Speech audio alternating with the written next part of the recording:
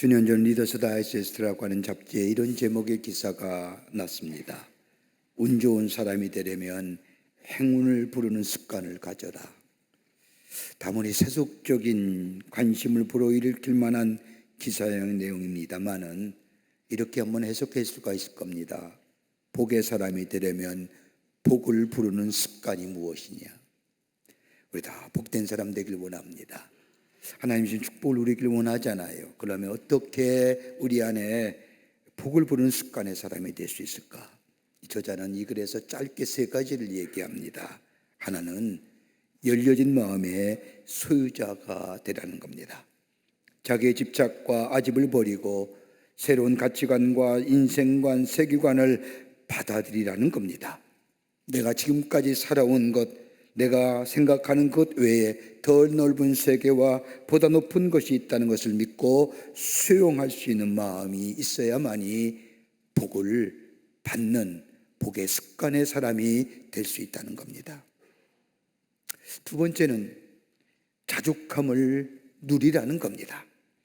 끝도 없는 욕망에 사로잡히지 말고 형편이 조금 나아지면 그것을 행복으로 알라는 겁니다. 성경 말씀에 표현대로 한다면 자족하는 마음, 만족할 수 있는 마음을 이야기합니다. 여러분, 가끔 경기장에서 운동하는, 경기하는 선수들의 모습을 봅니다. 선의의 경쟁을 하지만 언제나 승자에게는 금메달과 더불어 영광이 있습니다. 근데 여러분, 메달을 탄 사람 가운데 가장 행복한 사람이 누구일까요? 물론 금메달 딴 사람이라 생각할지 모르겠지만 실상 그렇지 않다는 겁니다. 통계에 의하면 어떤 사람이 가장 행복하냐? 동메달 딴 사람이라는 겁니다. 왜냐하면 실력으로는 메달권에 진입할 수 없었는데 어떻게 해서 동메달을 먹여버렸더니 이게 어디냐라고 하면서 행복하게 생각한다는 겁니다. 그 다음에 제일 불행한 사람이 누구냐? 은메달을 딴 사람입니다. 그 이유는 조금만 더 했으면 좋았을 터인데 라는 생각 때문에 아쉬움과 안타까움이 있다는 겁니다. 금메달을 목에 건 사람 좋을 것 같지만 아니랍니다.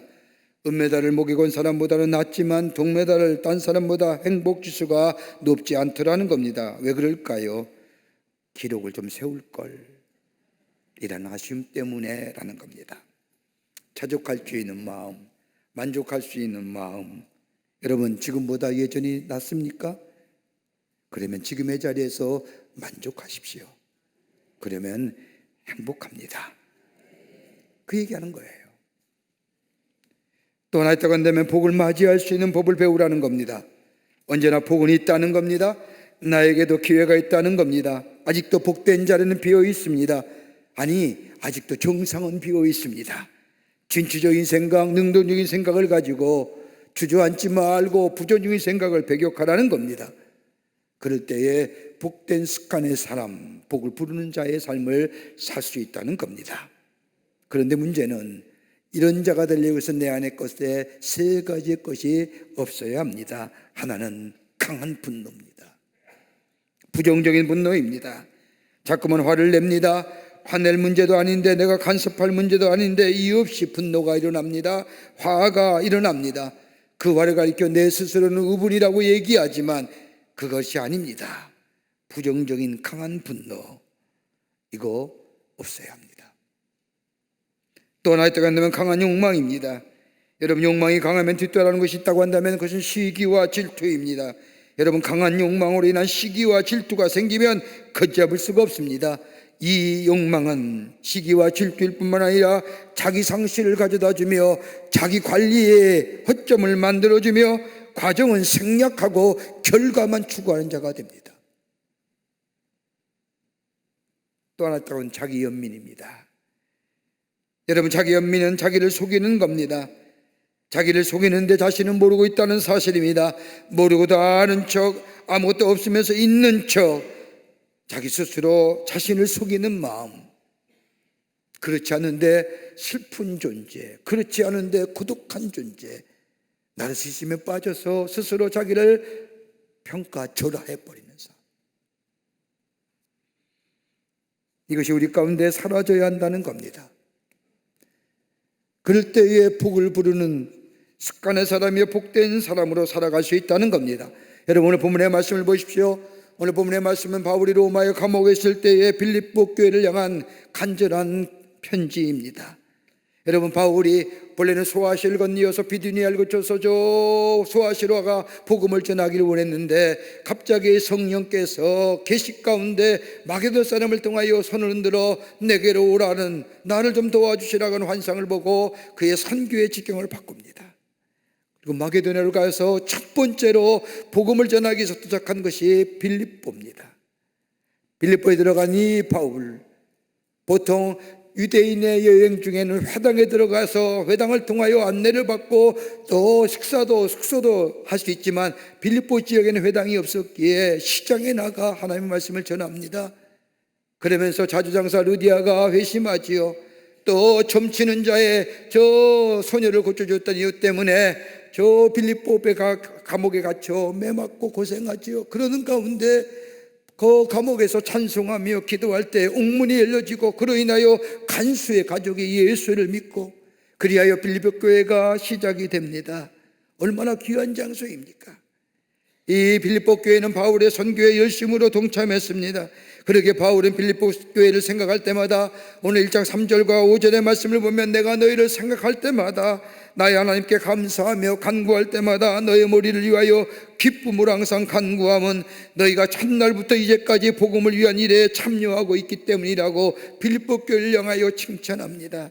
빌립보 교회를 생각할 때마다 감사가 있고 기쁨이 있고 더 나아가 복음에 동참하는 것을 생각할 때마다 늘 내 마음에 흐뭇하다고 얘기합니다.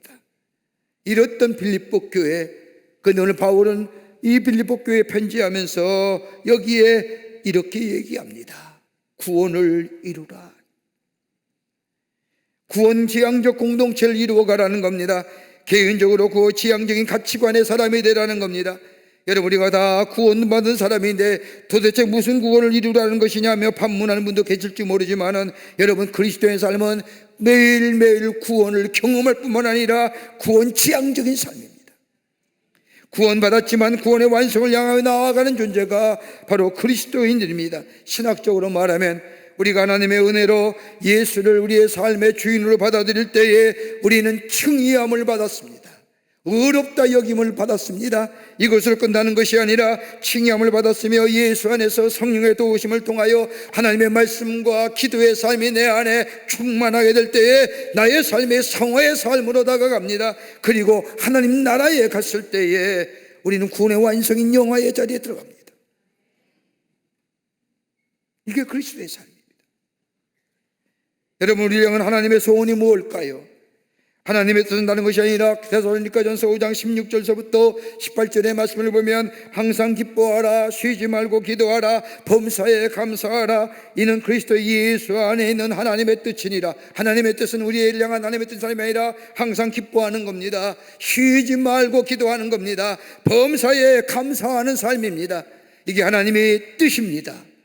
그렇다고 한다면 하나님의 소원이 뭘까요? 우리 향한 하나님의 소원이 어떤 걸까요? 여러분, 하나님의 소원에는 두 가지 의미가 담겨져 있습니다. 하나는 결정적 의지로서의 하나님의 소원입니다. 어떤 사건이나 일에 대하여 결정적인 하나님의 소원과 바람이 있다는 겁니다. 하나님의 행하시는 일, 하나님의 능력, 하나님께서 하시고자 하는 하나님의 의지적인 일, 이거는 불변합니다. 불강력적입니다. 의도적입니다. 무조건적입니다. 포괄적인 의미가 담겨져 있습니다. 그런데 또 하나 보십시오. 소원적 의지로서의 하나님의 소원이 있습니다. 다분히 인격적인 겁니다. 개인적인 겁니다. 자원하는 겁니다. 선택적입니다. 조건적입니다. 지난 주일날 우리 권사님이 한 손녀를 이렇게 데리고 와서 목사님, 우리 손녀예요, 기도해 주세요. 그래서 이름을 물어봤어요. 이름이 뭐예요? 그랬더니 권사님 하은이래요. 그래서 하은의 이름이 뜻이 뭐예요? 그랬더니 권사님 하는 말이 하나님의 은혜로 이 땅에 오니, 하나님의 은혜 받고 자라난 아이, 부모의 간절한 소원의 의지가 있기에 이름을 하은이라, 하나님의 은혜 가운데 자라나가. 여러분, 부모의 간절한 소원적 의지가 그 아이의 이름에 담겨져 있는, 하나님의 거룩한 소원, 우리를 향한 하나님의 거룩한 소원. 그러기 오늘 본문 말씀에 사도 바울은 빌립보 교회를 향하여 빌립보서 2장 13절 말씀에 너희 안에 행하신 이는 하나님이시니 자기의 기쁘신 뜻을 위하여 너희에게 소원을 두고 행하시니라. 빌립보 교회 성도들과 교회를 향하여 하나님의 간절한 소원이 있다는 겁니다. 여러분, 그리스도를 정의할 때에 많은 말로 정의할 수 있습니다. 예수에 속한 사람, 하나님 나라의 백성, 하나님 나라의 권세를 가진 자. 그러나 많은 말로 그리스도를 정의할 수 있겠지만 가장 원초적인 정의는 구원받은 자, 구원받은 자. 하나님의 은혜로 구원받은 사람, 그리스도인입니다.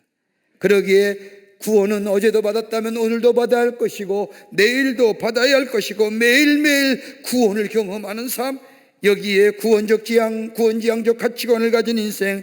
여러분, 구원받을 때에 우리의 심령이 새로워지며 우리의 자세와 태도가 달라지며 새로운 삶을 경험한 사람. 여러분, 가만 보십시오. 교회 처음 오신 분들 보면 예배 보는 자세 보면 압니다. 처음 참석한 예배의 시간, 여러분 참 지루하지요. 뭘 알아야 조금 이해가 되고 예배에 참여할 때인데 생전 처음 와서 찬송하며 말씀을 들으며 기도하며 전혀 낯설으니 지루하기 짝이 없습니다. 그런데 그런 자가 구원을 경험하면, 예수의 놀라운 은혜를 경험하고 나면 여러분 예배의 자세가 달라집니다.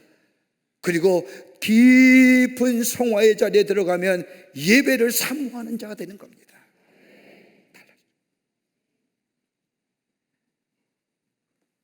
매일매일 구원을 경험하는 인생, 바로 이것이 하나님의 소원이라는 겁니다.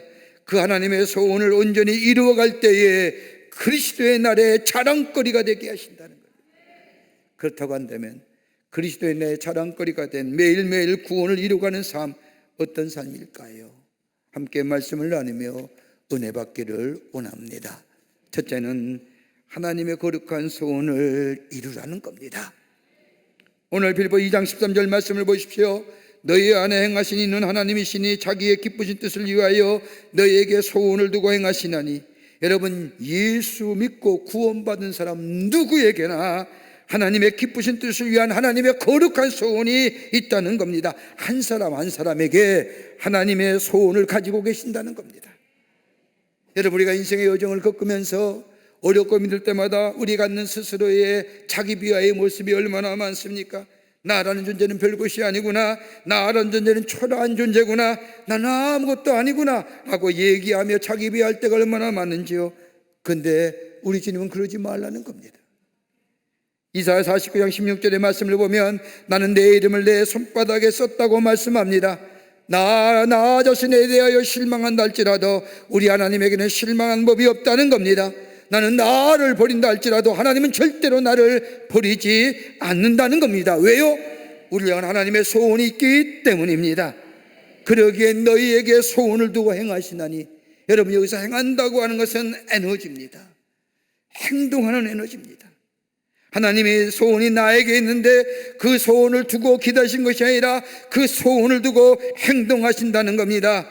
소원을 두고 일이 안 되면 마음이 아파서 눈물 흘리실 것이 아니라 내가 못하는 것 하나님이 하시게 하시고, 내가 버리지 못하는 것 하나님이 버리게 하시고, 내가 겸손하지 못할 때에 우리 하나님이 나를 겸손하게 만드시고, 내가 사랑하지 못할 때 하나님이 나를 사랑하는 자로 만들어 주신다는 겁니다. 왜요? 나를 향한 하나님의 거룩한 소원이 있기 때문에. 소원적이지. 여러분, 아인슈타인이라고 하는 우주학자 아시지요? 말년에 예수 그리스도를 영접하여 말씀의 전도자의 삶을 살았다고 합니다. 만약 그가 좀 더 살았다고 한다면 아마 신학자가 되었을 것이라고 말하는 사람들이 많이 있습니다. 그가 말년에 쓴 글 가운데 이런 글귀 하나가 있습니다. 우주에는 힘이 있다는 겁니다. 우주에는 보이지 않는 에너지가 있는데 그 보이지 않는 에너지 속에 도덕성이, 윤리성이 자리 잡고 있다는 겁니다. 그런데 그 힘과 직선상에 일치하게 되면 그에게 건강도, 그에게 성공도, 행복도 있답니다. 그런데 이로부터 벗어나게 되면 그의 인생은 실패한 인생 된다는 겁니다. 저 보이지 않는 에너지, 보이지 않는 우주에서는 일직선상에 있는 겁니다. 거기에 도덕이 있고 거기에 윤리가 있고 거기에 건강과 성공과 행복도 있는데 이 일직선상이 벗어나게 되면 그 이상 실패한 인생입니다. 여러분, 하나님이 우리를 향한 소원이 있습니다. 이걸 느낄 수 있어야 됩니다. 영적으로 매일매일 감지할 수 있어야 됩니다. 깨어 있어야 됩니다. 그러므로 말씀과 기도와 그리고 함께 더불어 주님과 동행하는 삶이 될 때에 하나님의 사람으로 하나님의 뜻 가운데 하나님의 말씀 가운데 살아가는 삶이 될 때에 하나님의 소원이 우리 가운데 감지가 되고 그 소원을 우리 하나님께서 이루어 가시고 우리를 존귀한 자로 구별된 자로 복된 인생으로 살아가게 해 주실 줄을 믿습니다. 이 소원 기억하라는 거예요. 두 번째는 구원을 이루어 가라는 겁니다. 하나님의 거룩한 소원인 다름이 아니라 구원인데 구원을 이루어 가라는 겁니다. 오늘 2장 13절 말씀을 보면 자기의 기쁘신 뜻을 위하여 너희로 소원을 두고 행하시나니 하나님이 우리에게 자신의 기쁘신 뜻 소원을 두셨는데 그것은 구원인데 그 구원을 이루어 가라는 겁니다. 여러분, 구원은 이례적 사건이 아닙니다. 지속적인 사건이요 영속적인 사건입니다. 여러분, 구원이란 단어는 헬라어로 소테리아라고 얘기하는데 이 단어의 뜻은 온전함이랍니다. 온전함을 지속적으로 영속적으로 이루어가는 삶. 여러분, 온전함이 하루 순간에 이루어지나요? 지속성이 있어야죠. 여러분, 우리 주님이 내가 거룩하니 너희도 거룩할지라고 말씀하신 것처럼 우리의 삶에 거룩한 삶이 한 번 예수 믿었다고 한 번 구원의 역사를 경험했다고 우리 안에 거룩함이 있어지나요? 지속적이잖아요. 영속선상에 있는 겁니다. 이 소원을 우리에게 주셨다는 겁니다. 그런데 가만히 보십시오. 구원의 주체는 우리가 아니라 하나님이시라는 겁니다. 하나님이 나를 구원받는 자로 계속해서 내 안에 계시어 온전함을 이루어갈 터인데 주님 안에서 주님을 섬기고 주님을 경외하는 자의 삶이 되라는 겁니다. 여러분, 가만 보십시오. 우리가 흔히 말하는 가운데 인간이 되고라고 하는 말이 있을 겁니다. 여러분, 이럴 때 어떤 말일까요? 인간이 인간답지 못할 때 하는 말일 겁니다. 그리고 그 인간 포기하잖아요. 그런데 우리 하나님은 우리를 포기하지 않으신다는 겁니다. 내게 소원을 두셨습니다. 여러분, 누가복음 15장에 나오는 잃어버린 아들의 비유처럼 우리 하나님은 결코 우리를 포기하지 아니하십니다. 변함없이 아들 향하여 소원을 두고 계신 아버지처럼 우리를 향하여 소원을 두고 계신다는 겁니다. 여러분, 사무엘하 9장 8절의 말씀을 보면 다윗과 그의 절친이었던 친구 요나단의 아들 무비보셋과의 대화의 장면이 나옵니다. 사울왕이 죽고 요나단이 전쟁터에서 죽습니다. 그 하나들 저 도망치다가 저 나무에 떨어져 가지고 장애가 된 무비보셋, 패족이지요. 멸절의 가문입니다. 그런데 이 다윗은 요나단과의 우정을 생각하며 이 무비보셋을 찾아오라고 합니다. 저 산중동에 20살 된 무비보셋을 데려다 놓고 다윗은 겸상을 합니다. 다윗의 왕궁에서 왕과 함께 겸상한 이 무비보셋 다윗에게 말하지 않습니까? 죽은 개와 같은 나를 어찌 돌아보십니까? 나는 죽은 개와 같은 존재입니다. 나는 쓸모없는 존재입니다. 이렇게 고백한 이 무비보셋을 향하여 다윗은 그렇지 않다고 얘기합니다. 비록 네가 장애우고 네가 패족이기만 네가 멸족이라 할지라도 너는 내가 사랑했던 요나단의 아들이요 나의 사랑하는 자요. 심지어 소중한 아들로 생각하는. 무비보셋이 무슨 자격이 있겠습니까? 아무 자격 없는 무비보셋을 왕자들의 하늘로 삼아서 평생 왕의 식탁에서 다윗과 함께 식사하도록 명합니다. 그러게 내가 나를 어떻게 보느냐가 중요하지 않습니다. 우리가 생각하고 기억하고 싶다고 한다면 하나님이 나를 어떻게 보고 계시느냐. 그러게 다윗은 시편 8편 4절 말씀에 고백하기를 인자가 무엇이 가는데 주께서 저를 권고하십니까? 내가 누구이까? 여러분, 우리가 어떤 자입니까? 하나님의 사랑받는 자입니다. 그러게 바울은 로마서 8장 38절에 나는 확신합니다. 죽음도 삶도 천사들도 권세자들도 현재 일도 장래 일도 능력도 높음도 기쁨도 그 밖에 어떤 피조물이라도 우리를 우리 주 예수 그리스도 안에 있는 하나님의 사랑에서 끊을 수 없습니다 라고 얘기합니다. 사랑받느냐 아니 받느냐 다 쓸데없는 얘기를 합니다. 내가 사랑받는 자격이 있느냐 없느냐 이것이 아니라 우리 하나님은 나를 사랑하신다는 겁니다. 그리고 사랑하실 뿐만 아니라 내 안에 거룩한 소원을 행하시고 드시고 행하신다는 겁니다. 나를 새로운 존재로 구원의 성화를 이루어가는 존재로. 누가요? 우리 하나님이시. 그러기에 우리 하나님을 나를 새로운 자로 만들어 주십니다. 깨닫게 하시고 결단케 하실 뿐만 아니라 버리지 못하는 것 버리게 하시고 사랑하지 못할 때 사랑하게 하시며 겸손하지 못할 때에 겸손하게 만드시는 하나님. 그러기에 믿음도 진실도 겸손함도 주체는 내가 아니라 내 의의가 내 공로가 아니라 우리 하나님이 되신다는 겁니다. 비록 내 삶에 어려운 일이 있다 할지라도 내 삶에 힘든 일이 있다 할지라도 그것조차도 하나님이 내 안에 거룩한 소원을 두고 행하시는 일이라고 믿음으로 고백하는 자, 그 인생이 복된 인생이요, 그 안에 하나님의 새로운 역사가 그리고 복된 존재로서 구원받은 기쁨 속에 살아가는 하나님의 백성의 삶이 되는 줄 믿습니다. 끝으로 원망과 시비함이 없어야 한다는 겁니다. 오늘 여기 빌립보서 2장 14절과 15절의 말씀을 보면 모든 일을 원망과 시비 없이 하라. 이는 너희가 흠이 없고 순전하여 어그러지고 거스르는 세대의 가운데 하나님의 흠없는 자녀로 세상에서 그들 가운데 빛들로 나타내시며 하나님의 자녀로 세상 가운데서 흠이 없는 자녀로서 빛으로 드러내기 위해서, 그러기 위해서는 너희 안에 모든 일에 원망과 시비 없이 하나님의 소원을 이루어가라는 겁니다. 여러분, 원망이 없어야 됩니다. 불평함이 없어야 됩니다. 가만 보십시오. 사람에 대해 원망하고 환경과 여건에 대해 원망하고 나의 궁극적으로 누구한테 원망가요? 하나님께로. 왜 원망하는 줄 아세요? 지금의 만족함이 없기 때문에. 여러분, 출애굽기의 말씀을 가만히 보십시오. 이스라엘 백성이 출애굽하여 저 하나님의 약속인 땅인 가나안 땅에 일직선상으로 가면 열흘길입니다. 근데 하나님은 40년을 들게 하십니다. 왜 그랬을까요?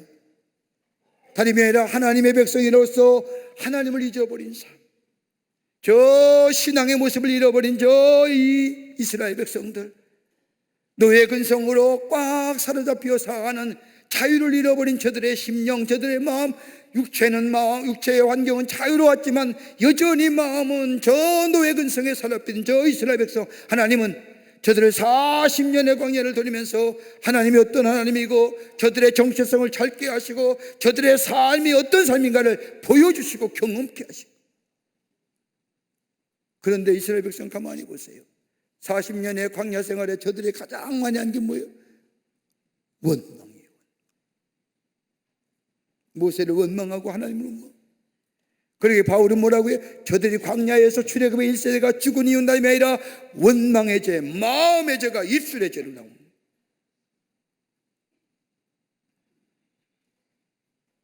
원망이 없어야 돼요.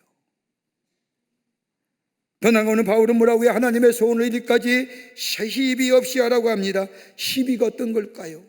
여러분, 이기적인 생각이에요. 괜히 꼬투리 잡아서 시비 거는 것. 여러분, 내가 그렇지 못하고 내가 그렇게 혜택을 못 받기에 이기적인 생각이 바로.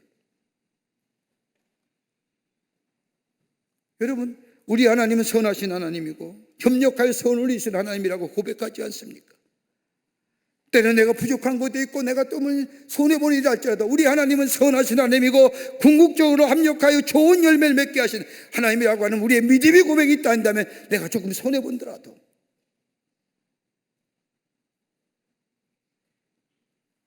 여러분, 예수님이 십자가를 지신 즈음에 제들 사이에 시비가 벌어졌습니다. 예수님이 예루살렘에 올라가면 누가 예수님의 좌편에 내가 누가 우편에 앉느냐, 제들 사이에 시비가 벌어졌습니다. 여러분, 시비의 중심은 뭐예요? 나를 먼저 생각하는 마음이에요. 그럴 때 예수님이 제자들에게 묻지 않습니까? 나의 마시려는 잔을 너희가 마실 수 있느냐라고 묻을 때에 이러한 무덤에 야고보는 그 잔이 죽음의 잔인 줄 모르고 네 마시겠습니다라고 고백합니다. 어떻게 돼요? 처음으로 죽어요. 처음으로 순교자가 되잖아요.